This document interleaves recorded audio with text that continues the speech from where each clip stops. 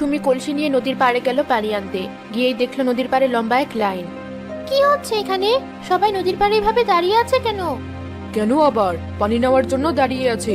চৌধুরী সাহেব বলেছেন নদীতে এখন পানি কম, তাই মানুষ যেন বুঝে শুনে পানি খরচ করে। সেজন্য তিনি প্রতি কলসি পানির জন্য আমাদের কাছে কিছু টাকা নেবেন। এটা আবার কেমন কারণ? মানুষের কাছ থেকে টাকা মারার নতুন আরেক ফন্দি বের করেছে চৌধুরী সাহেব। এই সবাই তাড়াতাড়ি করো, আর যারা টাকা ছাড়া দাঁড়িয়ে দাঁড়িয়েছো তারা সরে যাও লাইন থেকে। আমার কাছে 2 পয়সাই আছে, এই টাকা দিয়ে কতটুকু পাওয়া যাবে? মাত্র 2 পয়সা? ওই ওকে আধা কলসি পানি ভরে দে। মাত্র আধা কলসি পানি? এতটুকু পানি দিয়ে আমাদের সারাদিন কিভাবে চলবে? তা আমি কি জানি? তোমার আরো পানি লাগবে, বেশি করে টাকা আনো। লাইনে দাঁড়িয়ে থেকে বাকি সবার সময় নষ্ট করো না, যাও এখান থেকে।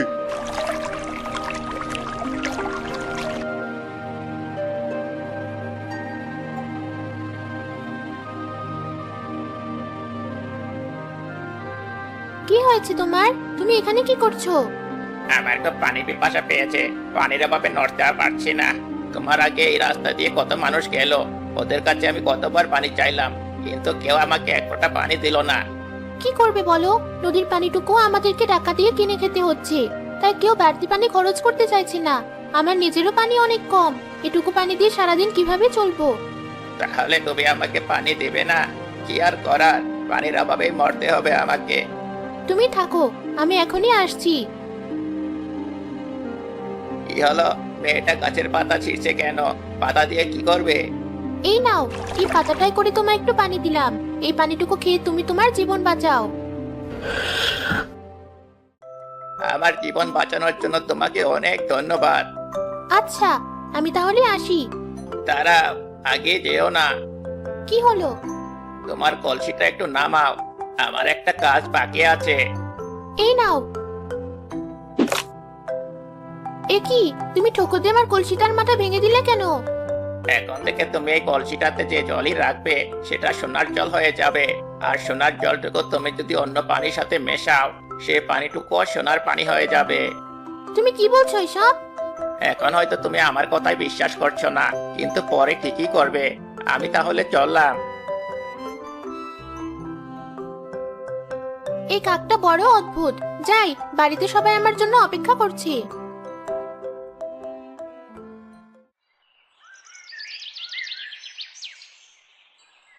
আপু, পানি এনেছিস? অনেকক্ষণ ধরে তোর জন্য অপেক্ষা করছি। আজ ফিরতে এত দেরি করলি যে?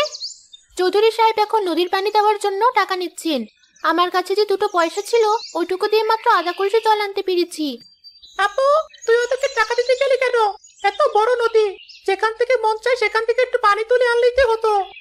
নদীর আশপাশ দিয়ে চৌধুরীর লোকেরা নাকি দিনরাত পাহারা দিচ্ছে, কাউকে 1 ফোঁটা জলও নিতে দেবে না। যাই হোক, সকালে খাওয়ার পর তো কেউ পানি খাসনি। যা, গ্লাস নিয়ে আয়।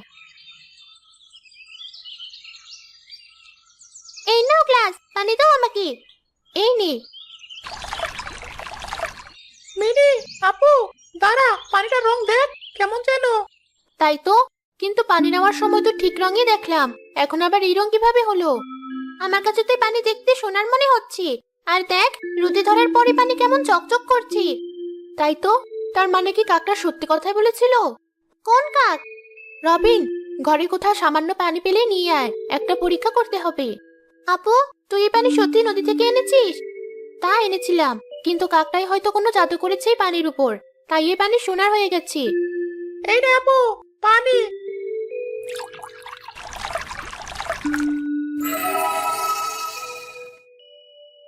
তার মানে ওই কাকটা ঠিকই বলেছিল, এটা আসলেই সোনার জল। কিন্তু এগুলো কি সত্যিকারের সোনা? বজলু চাচা তো সোনা নিয়ে কাজ করে। দাঁড়া, তার কাছে গিয়ে জিজ্ঞেস করে দেখি। হ্যাঁ, এই পানিতে সোনা আছে, কিন্তু খুবই অল্প। এই পানি কি খাওয়া যাবে চাচা? অনেকক্ষণ ধরে আমরা পানি না খেয়ে আছি। তা তো খাওয়া যাবে, কিন্তু এত মূল্যবান পানি তোমরা খেয়ে কি করবে?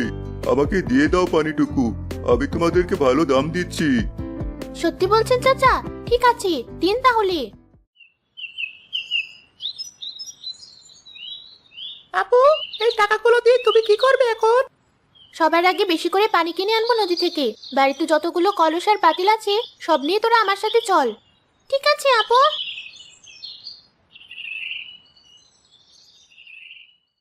এতগুলো কলসি আর পাতিল যে গাড়ি করে নিয়ে এসেছো, এত পানি নেওয়ার মতো টাকা কি তোমাদের কাছে আছে? এই নদী কি তোমার বাপের? এই নদী তোমাদের বাপেরও না, আর এই নাও টাকা। এই টাকাগুলো দিয়ে কি আমাদের হাড়ি কলসি ভরবে না? তোমরা এত টাকা কোথায় পেলে? তা জেনে তোমাদের কোনো কাজ নেই। টাকা পেয়েছো, এবার আমাকে পানি দাও। এই নাও পানি। এত পানি দিয়ে কি করবি আপু? অর্ধেক পানি দিয়ে সোনা বানাবো, আর অর্ধেক পানি নিজেদের ব্যবহারের জন্য রেখে দেবো। নে, তোরা পানি খা। এই বড় পাত্রটিতে কি তুমি তোমার সোনার জল সংগ্রহ করবে আপু? হ্যাঁ, একদিনেই পুরো পাত্রটা সোনার জল দিয়ে ভরে যাবে। কিন্তু এগুলো বিক্রি করলে তো অনেক টাকা হবে। আমরা এত টাকা দিয়ে কি করব? সময় হলেই দেখবি। কিরে, ইদানিং তো পানি বিক্রি করে বেশ ভালো টাকা তুলছিস তোরা। গ্রামের মানুষরা এত টাকা কোথা থেকে পেল? এই গ্রামে এমন একজন আছে, গ্রামের অন্যরা মিলে যতটুকু পানি কিনে সেটা একাই কিনে নিয়ে যায়। বলিস কি? এত টাকা দিয়ে নিজের একার জন্য পানি কিনে? আমার গ্রামে এত বড় লোক কেউ আছে তা তো জানতাম না। এত পানি দিয়ে কি করে, তার পরিচয়টা বলতো। ওই তো নদীর কাছে যে বাড়িতে সুমি নামে মেয়ে থাকে, ওরা। বলিস কি? তাহলে আমি নিশ্চয়ই গিয়ে দেখবো ওই মেয়ে এত টাকা দিয়ে পানি কিনে কি করে। আপু, আজ পানি আনতে যাবি না? কলসি আর হাঁড়ি পাতিলগুলো বের করব। না, আজ পানি কিনতে যাব না, পুরো নদীটাই কিনে আনবো। এসব কি বলছিস আপু?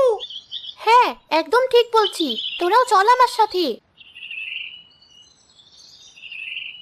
ওই তো চৌধুরী সাহেব, সুমি চলে এসেছে, কিন্তু আজ তো দেখছি ওর হাত খালি। কি ব্যাপার, তোমরা আজ আমার লোকদের থেকে পানি কিনবে না? না, আপনাকেই খুঁজছিলাম আমি। আজ আমি আপনার থেকে পুরো নদীটাই কিনে নিতে চাই। বলুন এই নদীর দাম কত? তুমি মজাক করছো আমার সাথে? সামান্য এক কলসি পানির দাম যদি 5 পয়সা হয়, তাহলে এত বড় নদীর দাম কত হতে পারে তুমি নিজেই কল্পনা করো। আমি কল্পনা করতে চাই না, আপনি নিজেই বলুন এই নদীর দাম কত। যাও, তোমার জন্য কমিয়েই বললাম। 2000 টাকা এই নদীর দাম। পারবে দিতে? এই নিন আপনার টাকা। আজ থেকে এই নদী আমার। এত টাকা তুমি কোথায় পেলে? সেটা জেনে আপনার কাজ নেই। গ্রামবাসীরা, আপনাদের সবাইকে সাক্ষী রেখে নদীটা আমি চৌধুরী সাহেবের কাছ থেকে কিনে নিয়েছি। আজ থেকে আপনারা আবার আগের মতো নদীর পানি ব্যবহার করতে পারবেন। পিতাটা তোর মঙ্গল করুক সুমি। শুনলে তো সবাই সুমির কথা। আজ থেকে আমাদেরকে আর লাইন ধরে পানি নিতে হবে না, খাওয়ার টাকা দিয়ে পানি কিনতে হবে না আর আমাদের। চৌধুরী বাদে আর বাকি সবার জন্য উন্মুক্ত এই নদী। মানে, এ কেমন কথা? এখন যদি আপনি নদীর পানি ব্যবহার করতে চান, আপনাকে আবার টাকা দিয়ে এই নদী কিনে নিতে হবে। এই নাও তোমার টাকা, আমার নদী আমাকে ফেরত দাও। এই কটা টাকায় নদী বিক্রি করব না আমি। কত দিয়ে বিক্রি করবে? 10,000 টাকা। মাথা খারাপ হয়েছে তোমার? এত টাকা কোনদিন চোখে দেখেছো? কিন্তু এর কমে আমি আমার নদী বিক্রি করব না। এই, তুই নৌকাটা ঠিকঠাক করে রাখ। আমার হাতে বেশ ভালো টাকা করে আছে এখন। আমরা অন্য গ্রামে গিয়ে থাকবো। দাঁড়ান, আমার নদীতে নৌকা চালানোর অনুমতি কি আমি দিয়েছি আপনাদের? মানে কি বলতে চাও তুমি? এটুকু মেয়ে কিছু টাকা হাতে পেয়ে বড্ড বার বেড়েছে, তাই না? দাঁড়াও দেখাচ্ছি। খবরদার ওর গায়ে হাত দেবে না তোমরা। এতদিন অনেক অত্যাচার সহ্য করেছি তোমাদের, আর না।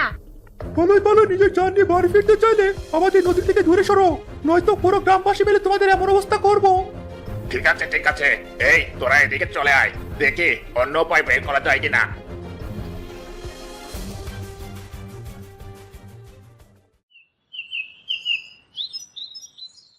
চৌধুরী সাহেবের বাড়িতে থাকা পানি ধীরে ধীরে ফুরিয়ে গেল। তিনি বাধ্য হয়ে গ্রামের বাকিদের কাছে পানি চাইলেন, কিন্তু কেউ তাকে সাহায্য করতে রাজি হলো না।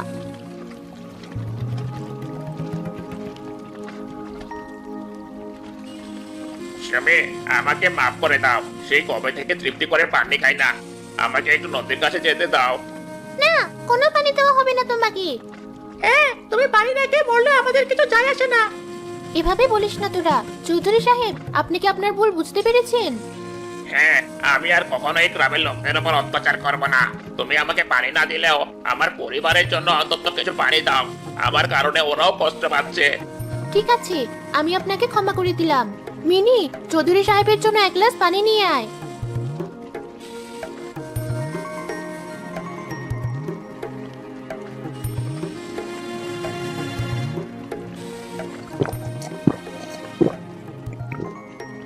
তোমাকে ধন্যবাদ। আর আজ থেকে আপনারাও বাকিদের মতো নদীর পানি ব্যবহার করতে পারবেন। এই নদী সবার জন্য উন্মুক্ত। ধন্যবাদ, আমি তোমার প্রতি অনেক কৃতজ্ঞ।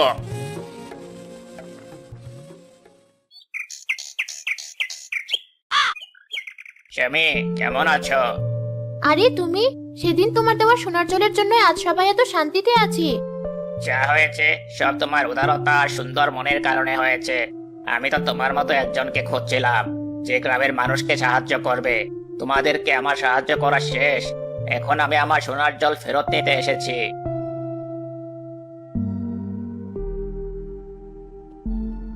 এই নাও, এই কলসিতে থাকা জলটুকুই অবশিষ্ট সোনার জল। কাকটা সে সোনার জলটুকু পান করে সেই গ্রাম থেকে দূরে চলে গেল।